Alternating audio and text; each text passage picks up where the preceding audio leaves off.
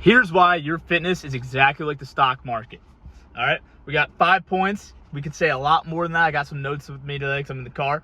All right, let's get right into it. So number one is consistency compounds. It's exactly like the stock market, right? Small continual investments will grow exponentially over time. Small regular efforts in the weight room can help build muscle strength and endurance over time, right? We can't just have one put in, right? We can't just throw in $1,000 and expect it to do phenomenal things. Now it could, depending on what you're putting it on, but when it comes to the weight room, right, you need that small regular investment to continually get better. All right, number two, there's the risk and reward. All right, so high risk investments are going to equal big payouts or the potential loss. Well, when we're looking at it from training perspective, pushing the limits, there's the risk of getting injured. Now, in the weight room, the longer you lift, the higher the likeliness is of you getting injured happens. Now, generally, there's smaller things that if you're working with someone, they can figure that out for you.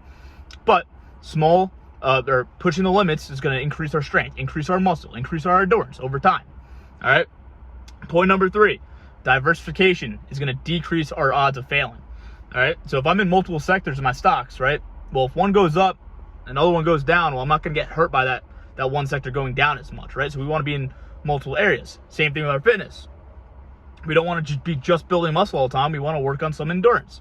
We want to work on some strength, some mobility. You have a little bit in each of those, it's going to pay out, right? If we're doing a intense lift and we're forced, and the weight forces us into a range that we might not spend a lot of time in, well, if we've worked on our mobility aspect, we're to be okay.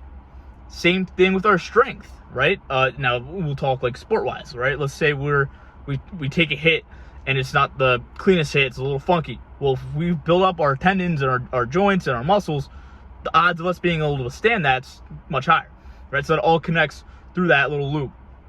All right, number four, timing matters but isn't everything.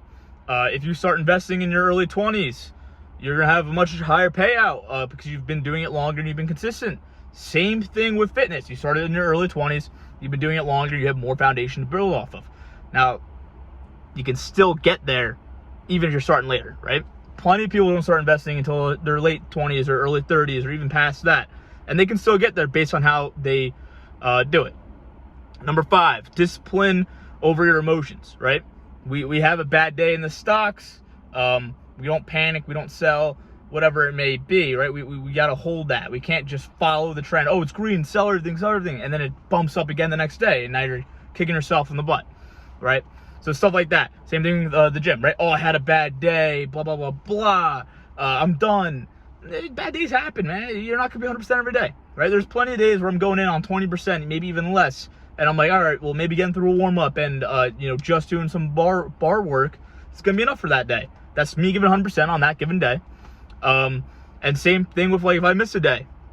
If I miss a day, I'm not going to get emotionally unbalanced because of it. I'm just going to be, all right, I'm not going to miss a second day. Simple as that.